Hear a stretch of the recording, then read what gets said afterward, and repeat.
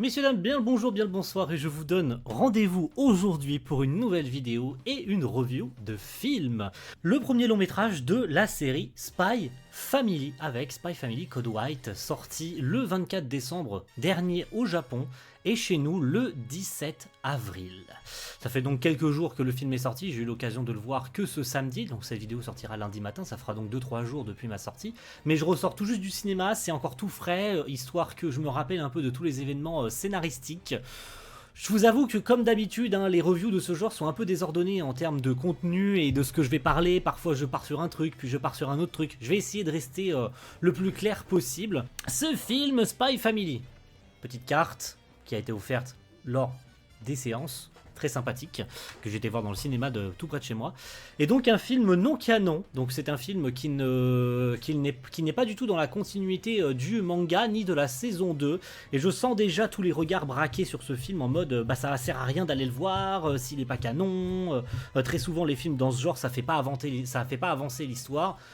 Dans un sens, je peux comprendre ce genre de raisonnement en mode le film ne fait pas avancer le scénario, il se place nulle part dans la chronologie et tout, donc ça sert à rien d'aller le voir si c'est au final pour avoir perdu 1h30, sachant que j'ai pas du tout noté le temps que dure ce film, je vous le cache pas. Ça reste quand même un film qui fait passer un peu le temps, on connaît les personnages, on connaît l'univers, surtout que les 10 premières minutes du film nous résument globalement toute l'histoire, ce qui fait que même quelqu'un qui ne connaît pas la série de Spy Family peut découvrir ce film sans avoir vu les 2 premières séries animées ni connaître le manga. Et ça c'est quand même pas mal, même si, pour quelqu'un qui comme moi a vu les 2 premières saisons, qu'on a réacté sur la chaîne bien sûr, et j'aurais vraiment aimé vous réacter le film sur la chaîne tellement il était cool, j'ai passé un excellent moment, très franchement, j'ai passé un excellent moment, on va dire.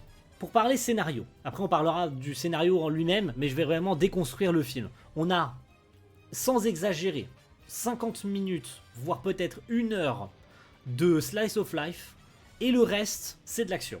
Voilà, très globalement. Donc on a, comme d'habitude dans Spy Family, une bonne synergie entre la comédie et l'action, puisque vous savez que la série fonctionne un peu de cette manière. Donc le côté comédie avec Anya qui fait un peu n'importe quoi, c'est d'ailleurs elle qui cause tous ces problèmes une fois de plus dans ce film, parce que c'est toujours de sa faute s'il se passe un truc.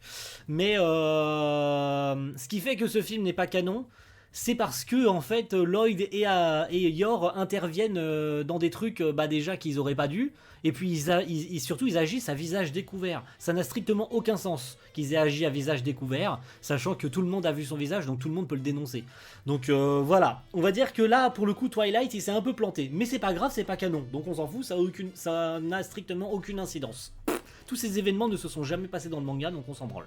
Bon, que raconte très globalement ce film? Je vais pas revenir sur tous les événements en détail, je suis pas là pour ça, je vous invite à aller voir le film s'il est toujours disponible au moment où cette vidéo sortira. Spoiler, oui, bien sûr, je pense. Et après ça, on parlera de la promo du film, puisque je trouve ça quand même dommage que Crunchyroll ne l'ait pas fait, et surtout par rapport à cette licence-là. Donc le film, globalement, qu'est-ce que ça raconte? L'Operation Strix est en danger, Lloyd est sur le point de se faire enlever l'opération qu'il a sur le dos puisqu'il fait pas assez de résultats, et Anya à l'école pour remporter une nouvelle Stella doit concevoir un gâteau. Lloyd pouvant espérer trouver une solution à travers ça, il se dit bingo, si je veux pas perdre l'Operation Strix, je vais aider Anya à faire son gâteau, comme ça elle obtiendra une Stella et donc l'opération sera sauvée, je perdrai pas l'opération, sachant que je suis, on le rappelle, Twilight, Tassogare, je suis le meilleur espion de tout Westalis, donc je vais pas me faire enlever une putain d'opération que j'ai sur le dos parce que ça ternirait ma réputation. C'est pas du tout comme ça qu'il le dit, mais en tout cas c'est comme ça qu'on est censé le comprendre. Mais notre petite famille va donc partir à Frigis, donc dans une ville à côté ou carrément dans un autre pays, donc dans l'est ou dans l'ouest ou carrément même en dehors de Westalis, et pour chercher tout simplement des ingrédients et aller goûter un gâteau qui serait apparemment le gâteau préféré du proviseur, puisque c'est lui qui ferait partie du jury de l'école pour le gâteau, remporter la Stella, t'as compris, bref, je te refais les événements, et donc ils se rendent tous là-bas. Souci étant que pendant leur voyage en train pour y aller, Anya, dans sa quête de faire toujours n'importe quoi et foutre le sbeul, elle se faufile après avoir trouvé une clé dans les bagages et trouve un chocolat. Et en fait, ce chocolat, c'est pas juste un chocolat. Il y a à l'intérieur un microfilm qui pourrait déclencher une guerre justement entre ce fameux pays d'où viennent les soldats de Phrygis et Westalis. Donc leur but, en fait, c'est de diffuser le microfilm et de faire la guerre entre l'Est et l'Ouest. T'as compris, hein, voilà. Globalement. Et donc Rania fait l'énorme bêtise alors qu'elle est au courant qu'elle devrait pas le faire. Un Bond lui montre, Bond qui est toujours là pour sauver la situation et donner à Anya un peu ses visions du futur, hein, puisque vous savez que ce chien est capable de voir dans le futur. Elle sait qu'elle n'aurait pas dû faire ça, mais elle le fait quand même. Et évidemment le scénario veut que... Elle essaye de rattraper le chocolat, sauf que comme par hasard, il lui tombe dans la gorge, donc elle avale le chocolat. Donc elle est la cible numéro 1 peu plus tard dans le film, des soldats, puisque les mecs qui viennent récupérer la mallette sont des soldats qui devaient récupérer le microfilm. Ils tombent sur Anya comme par hasard, donc ils soupçonnent la petite d'avoir mangé le chocolat. Je veux dire, ils soupçonnent, elle a les traces de chocolat là. Donc voilà. Donc elle se fera capturer un peu plus tard dans le film. Et donc on a tout ce gros passage de Slice of Life avec notamment le commandant là de l'armée qui vient foutre son bordel de merde là dans le restaurant quand ils sont sur le point de manger. Donc le meru meru, ouais, je crois un truc comme ça, le mule mule ou meru meru, je crois le gâteau. Il récupère les ingrédients parce que lol, il n'y a plus de gâteau et on n'en aura pas avant lundi. Et comme par hasard, quand est-ce qu'elle doit faire son gâteau? Lundi. Donc en fait, ils sont partis pour le week-end, bref. Et donc ils reviennent, ils vont chercher les ingrédients, mais en fait, il leur en manque un. Et Anya, elle s'enfuit pour aller chercher le dernier ingrédient. Elle se fait retrouver par les soldats, elle se fait capturer. Lloyd part à sa rescousse. Yor aussi, parce qu'en fait, elle avait capté que c'était des soldats de l'armée. Et donc, ça démarre donc la seconde moitié du film avec toute l'action. La scène d'action de Lloyd dans l'avion. Oh ma. Les gars, j'en profite pour ajouter du coup la partie beauté du film. J'en profite pour mélanger un peu tout. Simplement parce que, oui messieurs dames, on a vraiment en face des yeux un vrai film. Quand je dis ça, pourquoi je dis ça? Je rectifie.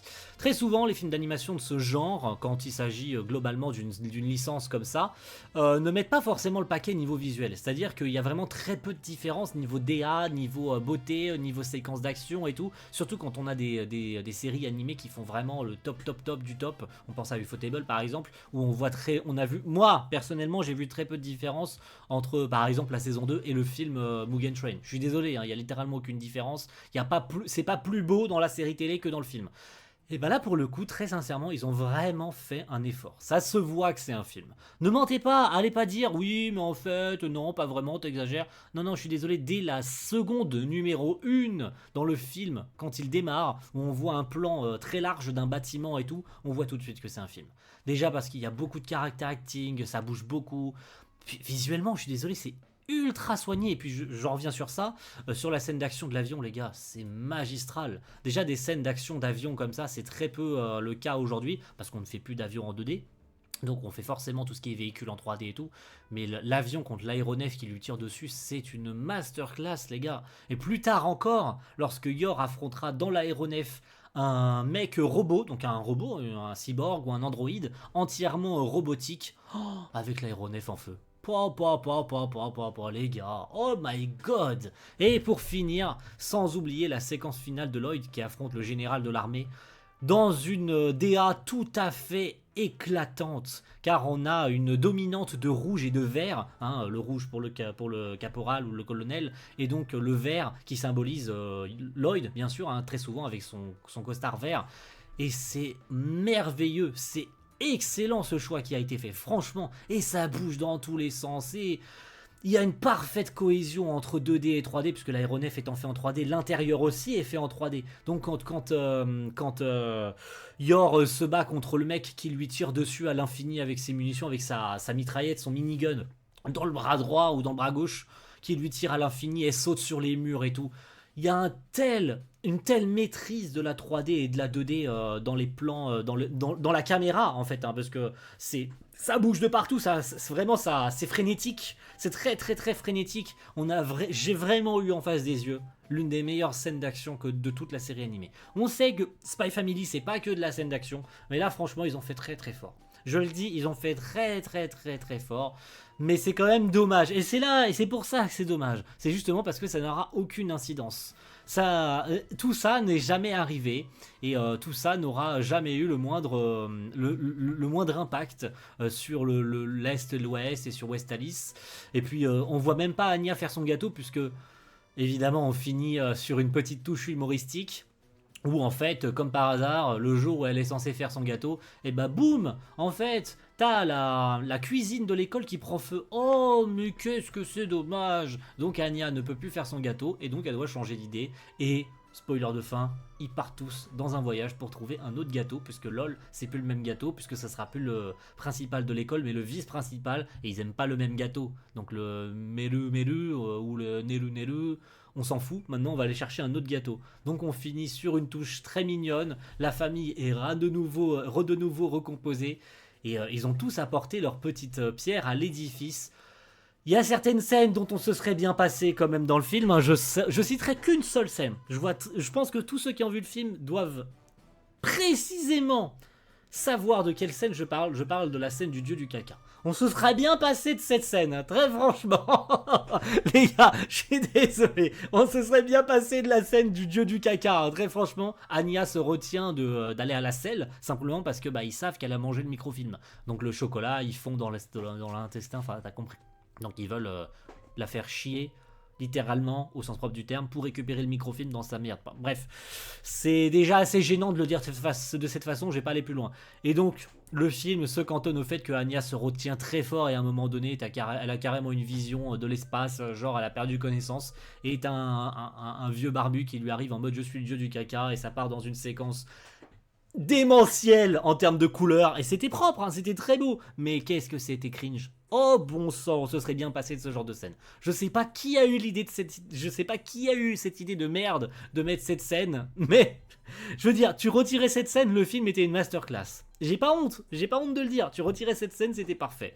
Non, franchement, ça a pas gâché le film. Franchement, ça a pas gâché le film, mais voilà, je veux dire, c'est un film très cool. Franchement, c'est un film très très cool. On dit bravo aux équipes de Katagiri Takahashi, pardon, j'ai rajouté un ha en plus, mais franchement c'est un très beau boulot. Bravo aussi aux équipes de Cloverworks et WIT, hein, c'est pas ni l'un ni l'autre qui ont fait le film, c'est les deux, hein, comme d'habitude, puisque vous savez que cette série est une coproduction. Et c'est cool qu'ils aient donc choisi Katagiri Takahashi pour succéder à Kazuhiro Furuhashi, qui prépare peut-être d'autres projets, hein. Mais franchement, ouais, excellente surprise. Ne lésignez pas sur ce film, ne lésignez pas sur ces films-là. Et c'est pour finir d'ailleurs sur le dernier point que j'avais envie de vous parler, c'est concernant la promo du film. J'en parlais tout à l'heure, hein, du coup je le cale à la fin. La promo de ce film est juste inexistante. Je suis désolé,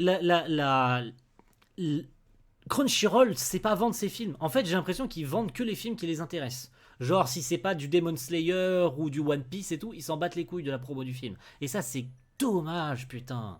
Je suis désolé, mais déjà que le film n'a pas grand chose pour lui en termes de scénario, parce que clairement le scénario il tient sur un post-it. Le scénario il tient sur un post-it. Le scénario il est loin d'être dingue. Le scénario il est classique. Le scénar de ce film pourrait être un arc du manga. Ça pourrait être un arc qu'on aurait calé sur une demi-saison ou sur 2-3 épisodes grand maximum. On aurait pu caler ça sur la saison 2 en fait, clairement. Si la saison 2 avait fait 24 épisodes, on aurait pu caler cet arc de Frigis dans la saison 2 en fait, hein. C'est-à-dire que ça aurait pu faire partie du manga, ça n'en fait pas partie, c'est dommage, mais c'est un bon divertissement. Voilà, c'est un bon divertissement, et c'est dommage que Crunchyroll, justement parce que c'est pas canon, donc on s'en fout, on fait pas de promo. Si c'est un film canon, ils vont faire comme The Quintessential Quintuplet, c'est l'un des derniers films canons que j'ai été voir. Ils vont en faire quelques promos, ils vont vendre le truc en mode n'hésitez pas à aller le voir, c'est sur 2 jours et tout. Mais quand c'est un film, par exemple sur Slime Dataken, Scarlet Bond et tout, c'est pas un film canon, ils s'en battent les couilles. Ce film Code White, ils s'en battent les couilles. Et ça, c'est dommage, putain. Déjà que ils ont pas fait tous les trucs classiques de merde, là, les avant-premières au Grand Rex, les multitudes de vidéos de merde des influenceurs manga qui font leurs petits avis de merde, où t'as une vidéo sur 2 qui aime et une vidéo sur 2 qui déglingue le film parce qu'ils sont payés pour ça. Quand ce sera IQ ou Blue Lock ou je ne sais quoi qui va sortir, ils vont faire de la promo. Je suis désolé, et vous l'aurez su avant ici. Ils vont faire de la promo, ces bâtards. Ils vont en faire de la promo. Ils vont te vendre des goodies, des machins. Qui a été mis au courant qui aurait ces cartes? Personne n'a été mis au courant qu'il y avait des putains de trucs. On a posé la question. Quelqu'un a posé la... Kaiklo a posé la question sur Twitter à Crunchyroll. Est-ce qu'il y aurait des goodies? Ils ont dit non. Putain, c'est un goodies, ça. C'est une carte. Les mecs, vous savez même pas vendre votre propre film. Faites un effort, merde. Alors... Il y en a qui vont me dire, oui mais tu devrais déjà te réjouir que le film est au cinéma, on force pour avoir ce genre de film. Enfin c'est du Spy Family, me dites pas qu'ils auraient pas fait tout ce qu'ils pouvaient pour le sortir. On se doutait bien qu'ils sortiraient ce Code White, c'est du Spy Family, ça a marché sur la plateforme. Ils voient les chiffres qu'ils font sur la plateforme, ils se font des millions sur le dos des gens, et sur les traducteurs aussi. C'est dommage qu'ils aient mis autant de séances VF que et aussi peu de séances VO. C'est bien, ils ont voulu mettre en avant la VF, ça pour le coup je leur enlèverai pas d'avoir autant mis en avant la VF, ça franchement c'est banco, ça c'est bravo. Genre vraiment il y avait, sans exagérer, 5 séances VF pour une seule VO, ça c'est dommage. Et donc je finis sur ça, sur les sous-titres. Les gars, faites un effort sur les sous-titres, mettez un peu plus de bordure ou mettez, je sais pas, Crunchyroll, vous avez sur votre plateforme une bonne police d'écriture et tout. On voit quasiment rien sur les putains de sous-titres. Ils mettent, allez, voyez quand vous faites sur Photoshop ou quoi, vous mettez du texte, vous mettez un contour, une bordure sur les sous-titres, vous mettez un peu de noir autour pour qu'on voie un peu quelque chose. C'est le cas sur Crunchyroll, vous avez une petite bordure noire et tout pour qu'on voie sur les séquences qui sont trop claires ou trop sombres. Bah là, les films, je sais pas ce qui se passe, ils se disent parce que peut-être ce sont des grands écrans, donc on n'a pas besoin de mettre beaucoup de bordure. Les gars, ils doivent mettre un en bordure, on voit rien. Il y a certaines séquences, on voyait pas les sous-titres. Je sais pas, je vais pas vous apprendre votre métier. C'est pourtant des gens pros, c'est censé être des traducteurs pros ou des gens pros qui font ça. Sur les Blu-ray, ils font déjà suffisamment de merde. Alors des films qui sortent au cinéma, même si on était 4 dans la salle, bande de bâtards, on était que 2. Je sais pas, merde. Enfin, voilà, c'est tout un tas de problèmes, mais dans la forme, enfin dans le fond, pardon, parce que dans la forme, c'est dommage parce que ce film fera un bide, très sincèrement. Mais dans le fond, c'était quand même cool. Voilà, si je dois en retenir quelque chose, c'était juste cool. C'était juste bien, c'était juste même trop bien. Si on me proposait d'aller le revoir, même si j'ai pas d'amis donc je n'irai pas le revoir, c'était gratuit. J'ai personne avec qui le voir, je suis toujours solo dans les séances. C'était quand même un bon moment. Voilà. Merci à tous d'avoir suivi cette petite vidéo. Et on se retrouve très vite pour une prochaine. Alors je sais pas quel film sortira d'ici les prochains mois. Alors je sais qu'ils ont prévu. Alors peut-être les films, et je suis pas sûr de vous les faire en review, je vous cache pas. Rascal Does Not Dream of Bunny Girl Senpai, les deux films, hein, du coup, le film sur Kanade et le film sur Kanade, je l'ai déjà vu personnellement. Mais il y a surtout le deuxième film. Donc Sister Ventory Out que j'ai déjà vu, et le second film sur Mai qu'ils ont prévu. Ils ont prévu IQ, je le disais tout à l'heure, ils ont prévu Blue Lock, ils ont prévu plein d'autres trucs. On leur remercie pour ça, mais faites un peu de pub s'il vous plaît, parce que là personne ne sait que c'est sorti et personne n'en a rien à foutre. Donc s'il vous plaît, Crunchyroll, quoi. Voilà. Merci à tous, à la prochaine. Ciao, bye.